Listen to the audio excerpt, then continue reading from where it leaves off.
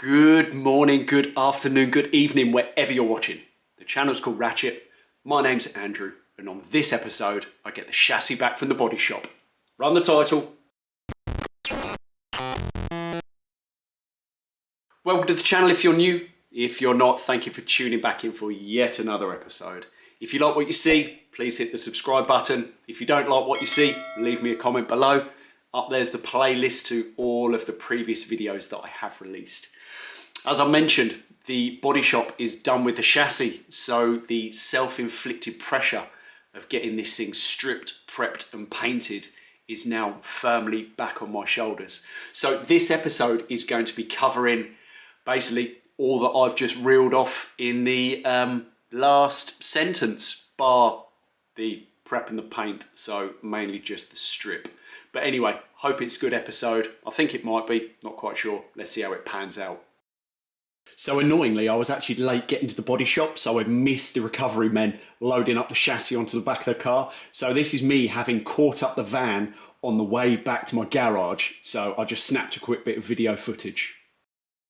And here it is, safely in the garage. You can see what was left on the car when it went to the body shop. So there's quite a few panels left on the chassis, and they were needed because they helped gap and shim the body. So the first thing was get those off. That was nice and easy. And then it was getting into the real meat of the work of this episode. Starting out super easy. Get the silencers off, heat shield came off, 4 bolts, 1 underneath.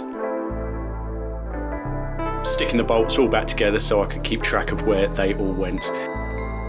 Next up, drive shafts. So just with a jack under the back of the chassis, I was undoing 3 bolts at a time, spinning the wheel, undoing the other 3, and then that saw the inner CV joint disconnected from the gearbox.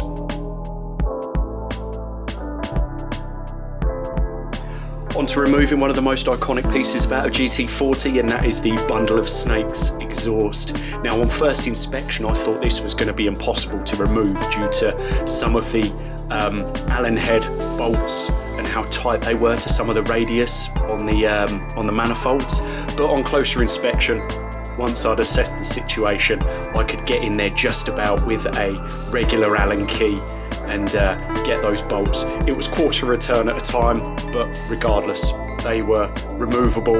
Some were nice and easy. So just working around the engine, taking those off and putting them away somewhere safe and sound.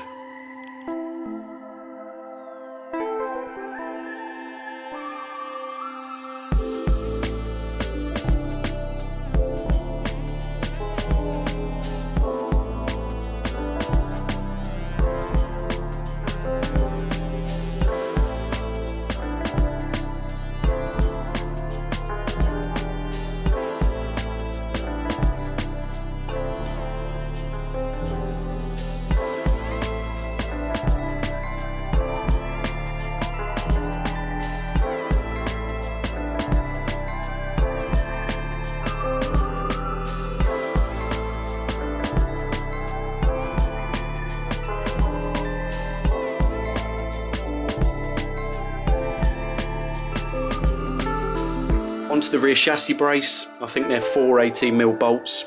Nothing difficult about this at all. Just got that removed. So we're heading towards trying to get this engine and gearbox out. The lower gearbox mounts, thankfully everything is so easily accessible. It really is nice and straightforward to take anything apart. So taking the brackets off of the actual gearbox, taking them off of the chassis, so getting everything cleared and out the way.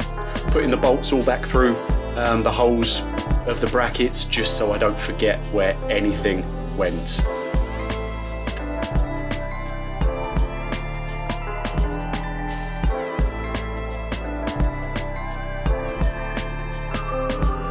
So here I am, borrowed engine crane, got the engine and gearbox lashed up with a decent ratchet strap, and I am trying to finagle it out of the chassis. Little did I know how it was actually going to unfold.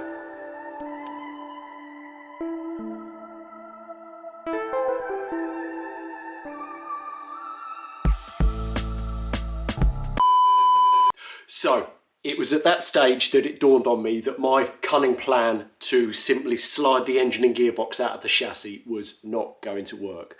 Not having the experience of ever built one of these, let alone take one apart, I had no idea what the correct procedure would have been.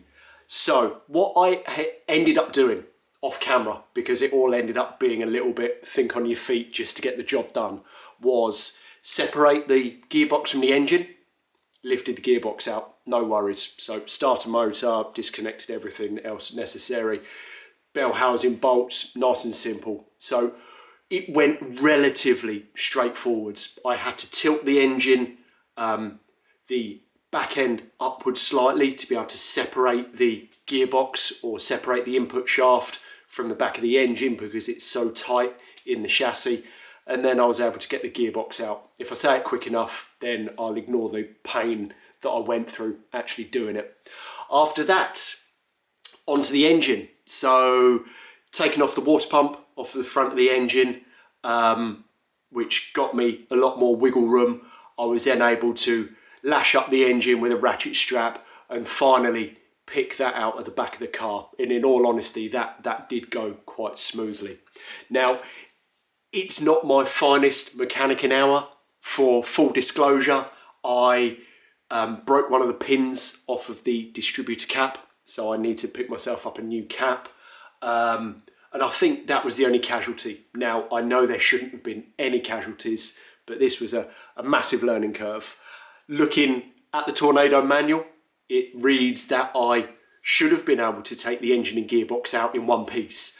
But in order to do that, I need to be much more prepared in terms of a lifting plate and possibly one of those load levelers, you know, with the winch. So when I put the engine and gearbox back into the car, I'm going to have to make sure that A, I've got another couple of pairs of hands at least, and B, I'm just far more prepared. But at least I know now it's done and dusted, and the chassis is pretty much stripped.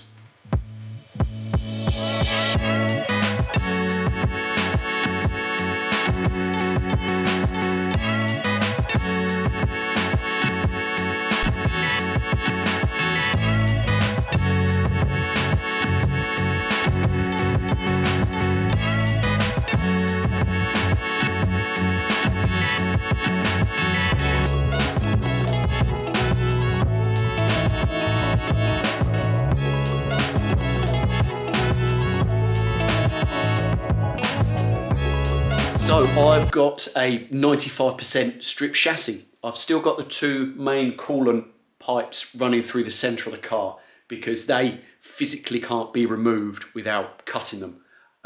So I'm going to try my best to work around those because I really don't want to remake them. The final panel that I do want to remake is the front lower firewall panel. Now that is the last original panel that came with the car. And initially when I'd started the interior makeover, if you remember, that's all this project was meant to be, you will recall that I did my best to work around how it had been made in the first place. So now it makes sense to get it out and redo it to a standard that I'm happy with. So that still needs to come out. And then there are the two side panels there that I made and actually bonded and riveted in place, which was again done during the time that this was just the interior makeover. So either, depending how it goes, I'm going to try and work around those two panels or bite the bullet and just get them stripped off. And I'll just see how that one pans out, to be honest. What's left is to go around and finish welding up a few of the final old rivet holes that are now redundant. It's a time-consuming, miserable job, so I'm not going to cover that. I'm just going to get it done and get it out of the way. But you will have seen from the panning shots that this chassis is just peppered with kind of bits that I've ground back and welded up, so you can see what I'm having to deal with. But such is life. It is what it is. What I think I will do is bite the bullet and actually strip off the new sound deadening that I'd put on my new floor. Again, that was all done at the interior makeover stage. That's then going to allow me to do a real proper, full, thorough prep job on the chassis. Unfortunately, it's another one of those step back, wasted work, call it what you like, but that's just what it is with the evolution of this project. Hopefully, in the next couple of weeks, there'll be some light at the end of this tunnel and there'll be no further strip down. Now, I'm trying to take some positives and, you know, getting the engine and gearbox out, although a big job, it was absolutely necessary to enable me to build the car that I, you know, really want to end up with. So I'm hoping the next episode is going to be a positive one. There'll be no more stripping. There'll be some actual forward progress. There's going to be, well, I don't think I'm going to cover much of the prep of the chassis because it will be boring. There's some additional bracing that I want to do to the rear of the chassis, as do I want to alter the rear clam hinge and also possibly the front clam hinge. But for that, that's going to take some re-engineering of the chassis.